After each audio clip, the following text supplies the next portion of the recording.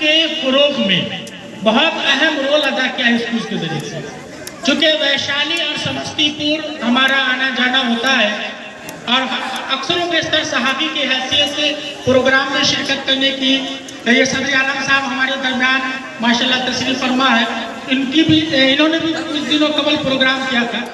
تو یہ بچوں کے اندر دینی پروگرام کے ذریعے سے دینی شوق پیدا کرنے کا یہ بہت اچھا، بہت اہم اور مضبوط راستہ ہے. اس سے ذریعے ہمارے بچوں کے اندر دینی شوق اور جذبہ پیدا ہو. مولانا نظام الدین صاحب نے جو یہ مہم چلائی ہے بہت قابل تعریف ہے. آپ کے سامنے مولانا نظر الہدیٰ قاسمی صاحب بھی ہیں، مولانا ثناء الہدیٰ صاحب کے بیٹے.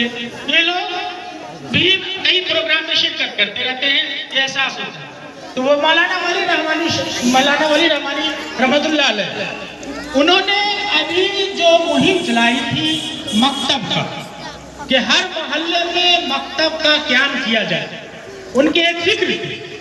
اس لیے کہ وہ ملک کے حالات سے اچھی طرح واقف تھے کہ جو حالات ہے ملک میں کورونا کی وجہ سے ہو، جس طریقے سے مدرسے کو سازش کے تحت ختم کرنے کا، برباد کرنے کا ایک مہم چلایا جا رہا ہے.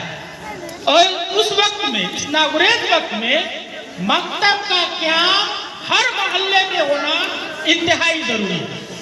اسی مکتب کے ذریعے سے ہمارے بچوں کو دین کی تعلیم دینے کے لیے ایک راستہ ملے گا.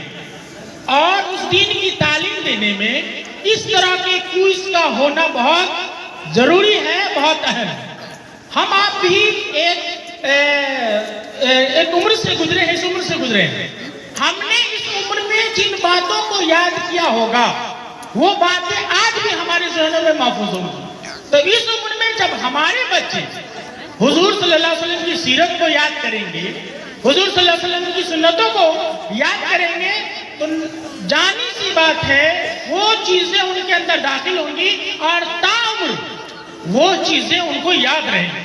تو ایسے وقت میں ہم جو لوگ بھی یہاں بیٹھے ہیں، جو بھی ہیں، جس علاقے سے بھی تعلق رکھتے ہیں، ایک بات تہیہ کریں کہ اس طرح کا پروگرام کرا کے مولانا نظام الدین صاحب جیسے شخصوں کو بلا کے اپنے محلے میں بچوں کے درمیان اس طرح کا مسابقہ کرا دیں، مقابلہ کرا دیں.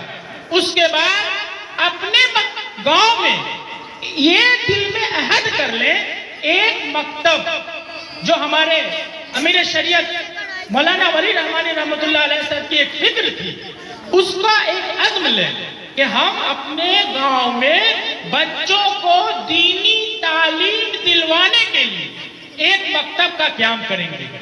محلے کے لوگوں کے تعاون سے، محلے کے لوگوں کے مدد سے.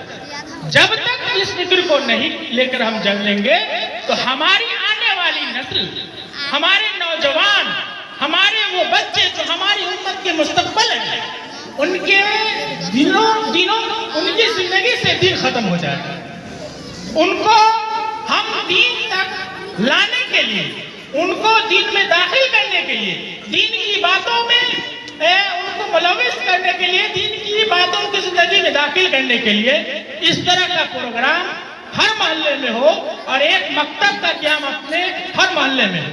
اس بات کا ہم لوگ قیام کریں. ہمارا بچہ اچھے اسکول میں بھی پڑھے، اچھے کانوینٹ میں بھی جائے، لیکن دینی تعلیم صبح میں وہ حاصل کرے، اللہ کا احکام جانے، نبی صلی اللہ علیہ وسلم کا طریقہ اس کی زندگی میں آئے.